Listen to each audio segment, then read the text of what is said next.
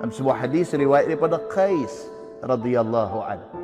Kata dia, "Ra'aitu yada Talhah syalla waqa biha an-nabiy sallallahu alaihi wasallam yauma Uhud." Atau kama qala, hadis sahih riwayat Al-Bukhari. Qais dia kata apa? Dia kata, aku tengok tangan Talhah bin Ubaidillah. Qais ni kata, aku tengok tangan salah seorang sahabat Nabi yang bernama Talhah bin Ubaidillah. Siapa dia tuan-tuan? Talhah bin Ubaidillah ni salah seorang sahabat jamin syurga. Siapa dia ni?